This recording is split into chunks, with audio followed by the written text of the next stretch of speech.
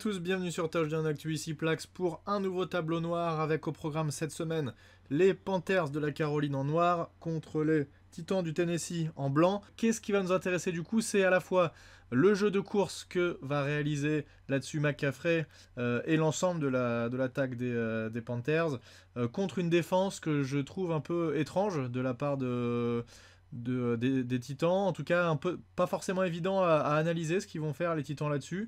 Et notamment on peut commencer par le personnel qui est aligné sur le terrain. On voit que les Panthers ont décidé de mettre du personnel très lourd. Donc personnel, ça veut dire qu'ils ont les joueurs qui mettent sur le terrain sont des joueurs très lourds, puisqu'il y a un seul receveur qui est aligné sur la gauche ici. Bon, il est aligné, il est en 2 points là, comme si il était quasiment en position de tight end. Donc il est collé à la ligne et c'est le seul receveur, puisque de l'autre côté de la ligne on a un tight end Olsen ici, un deuxième tight end, donc avec plus de joueurs sur la droite que sur la gauche, déséquilibre en plus provoqué par le fullback qui est ici, fullback et running back ici. Donc si on regarde cette attaque des Panthers, elle est clairement déséquilibrée et il y a clairement plus de joueurs sur la droite de l'attaque.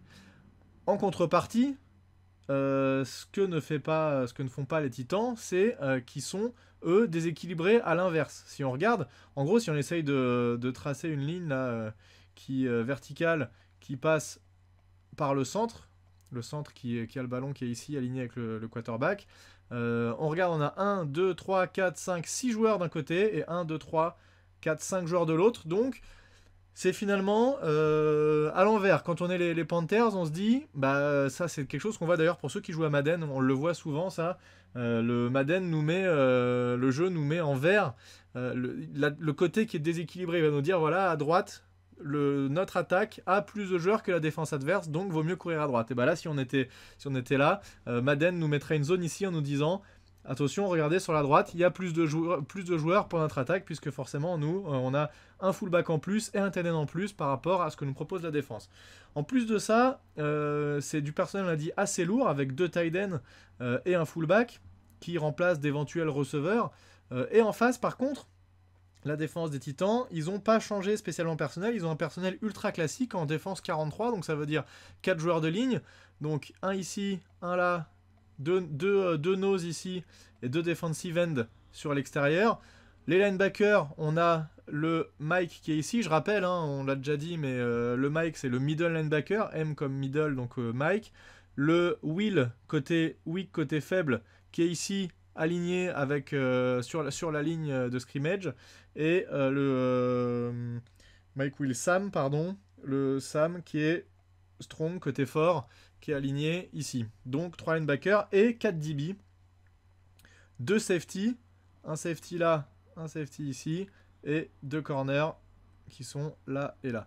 Donc ils sont en personnel un peu déséquilibrés, ils sont un peu plus légers que ce que propose l'attaque. Alors après, on n'est pas dans les 10 yards adverses ou dans les 20 yards, on est dans la moitié de terrain des Panthers, donc on peut imaginer que ce soit une feinte de course avec une passe, etc. Mais toujours est-il que si c'est une course, moi je suis les Titans, je me dis ça va quand même être chaud parce que j'ai beaucoup de joueurs légers sur le terrain et en face il y a quand même du lourd. Alors, on ne peut pas voir exactement quelle est la couverture proposée par les Titans là-dessus, puisque c'est facile de voir quand c'est un jeu de passe, puisqu'on voit là où se positionne, par exemple, une couverture de zone, on arrive facilement à voir là où se positionnent les joueurs, et on peut dire c'est une cover 3, une cover 2, etc. Quand c'est un jeu de course, les joueurs vont avoir tendance à un peu foncer vers la ligne de scrimmage et vers le running back pour le plaquer, et donc c'est un peu plus difficile à l'analyser. Donc on ne saura pas exactement là ce que prévoyaient les Titans, mais on va quand même voir un point important, c'est que le free safety ou le strong, peu importe, qui est de ce côté-là, plutôt le free, il est assez avancé. Il n'est pas du tout en position, dans un jeu un peu plus classique, en cover 2 ou 3, il pourrait être beaucoup plus reculé, plutôt par là, mais là il est bien avancé au niveau des linebackers. Et le safety qui est le plus loin, le strong de ce côté-là, qui est quand même pas très loin. Il est, alors là, si on regarde, il est à 10 yards à peu près, il pourrait être plus loin que ça. Et d'ailleurs, il va directement puisqu'il a en responsabilité le fullback, on va le voir quand ils vont commencer à se déplacer, donc il va ravancer dans la boîte. Et donc qu'est-ce que ça veut dire? Quand on n'a pas de joueur profond, bah, ça veut dire que s'il y a un gain long, première possibilité, une passe longue, on a personne derrière, on va dire qu'on est quasiment en cover 0, pas de safety en zone, donc cover 0 en profondeur, donc une passe longue ça peut être risqué, ou alors une course qui se passe correctement pour l'attaque, eh bien il n'y a personne en dernier secours pour aller faire le plaquage. On en voit souvent des courses assez longues qui ne vont pas jusqu'au bout, puisqu'il y a un safety qui arrive quand même en dernier secours à aller faire le plaquage en bout de course. Donc, ça paraît plutôt mal parti, a priori, pour les Titans sur ce jeu. Qu'est-ce que vont faire les Panthers? En plus, donc ils vont faire une course, évidemment. Ils sont en personnel suffisamment lourd pour faire une course. On va voir le fullback qui va venir bloquer extérieur ici. Je pense que c'est ça qui induit un peu en erreur derrière le middle linebacker qui va avoir tendance à aller en bout de ligne. Et ce linebacker, l'outside linebacker ici, le Sam aussi. En fait, en voyant, on peut se fier souvent au fullback parce que le fullback va mener la voie pour le running back.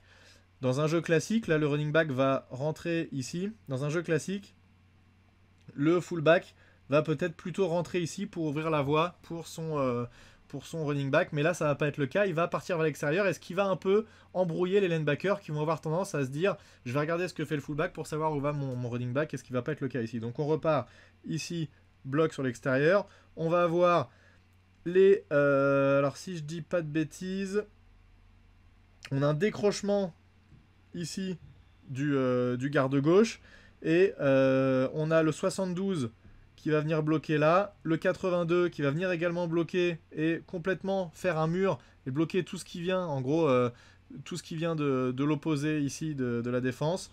La responsabilité du Sam du coup va être pour le numéro 73, le garde qui va être en décrochement.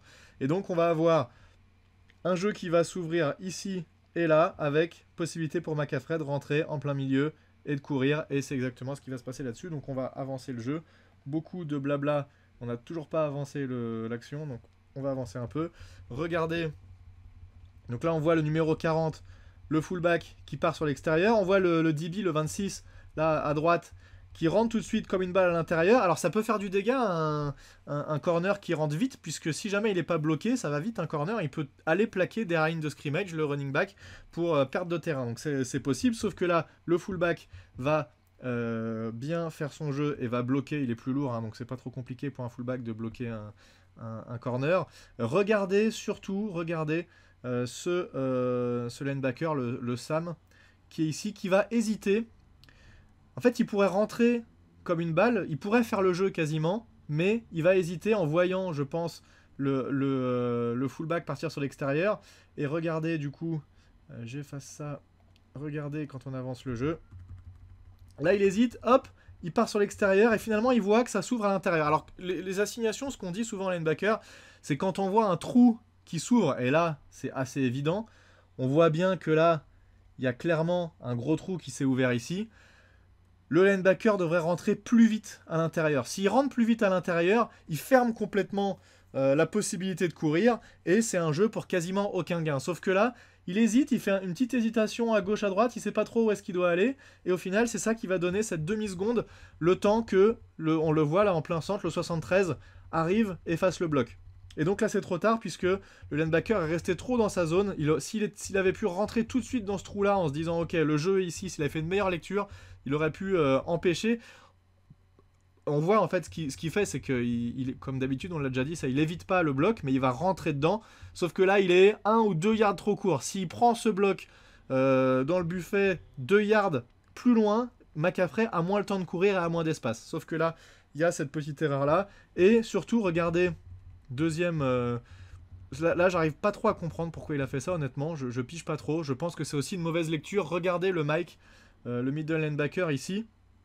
Il pourrait rentrer là et venir bloquer aussi, mais en fait, il va essayer de faire le plaquage. Mais là, il va partir très extérieur et le numéro 82, finalement, il va juste l'accompagner et le bloquer et l'empêcher de faire le jeu. Et donc ici, après, on n'a plus personne sur le côté gauche de la défense. Et ça, c'est un peu étrange. Peut-être une mauvaise lecture ou alors une assignation que je comprends pas forcément, mais ce serait assez bizarre. Et donc, regardez. Hop.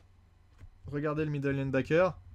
Là, il va beaucoup trop vite sur l'extérieur. Et il se retrouve au même niveau finalement que son linebacker côté fort, le Sam. Et finalement, il n'y a plus personne et McCaffrey court. Et là, ce que je vous ai dit tout à l'heure, le gros défaut de cette défense, c'est qu'une fois qu'on s'est ouvert à la brèche, eh bien, il n'y a plus personne, aucun safety. Dans un jeu plus classique, on aurait potentiellement un free safety qui serait là et qui pourrait essayer d'aller faire le jeu, d'aller faire le plaquage. Sauf que, bah, ici, en couverture 0, on n'a plus personne derrière. Et donc, dès que le trou est fait, si la défense laisse la moindre brèche, c'est open bar pour McCaffrey. Il ne faut pas se faire prier, hein. Il ne faut pas trop rêver non plus pour aller le rattraper. McCaffrey derrière, alors, il se fait quasiment plaquer. On va pas emmener le jeu jusqu'au bout parce que c'est une course en ligne droite.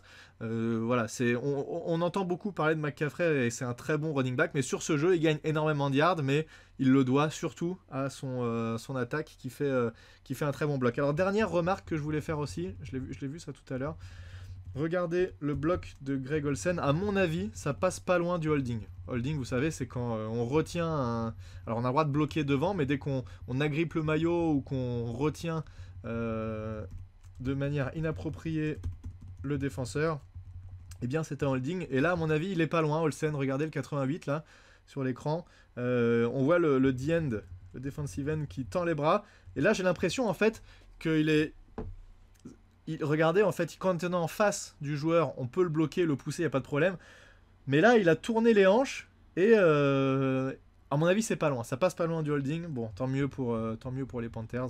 Au final, il peut courir et il va gagner ses yards. Voilà, donc une défense que je trouve que j'ai du mal à comprendre de la part des Titans. Sûrement des mauvaises lectures qui sont... À mon avis, c'est la faute des linebackers là-dessus. C'est mauvaise lecture des linebackers qui fait que le trou s'ouvre en grand. Et bah, les Panthers qui le jouent très bien hein, de leur côté. Le bon décrochement, les guards et le tight end qui vont faire le bon bloc aussi de l'autre côté. Donc tout se passe bien. Et le fullback qui va bloquer un bowling. Donc tout s'est déroulé exactement comme prévu de la part des Panthers qui vont inscrire un touchdown de quasiment 60 yards sur ce jeu. Voilà, j'espère que ça aura été instructif pour vous et que ça n'aura pas été trop long non plus. Je vous dis à très bientôt sur Touchdown Actu pour un nouveau tableau noir. Et à plus tout le monde, ciao!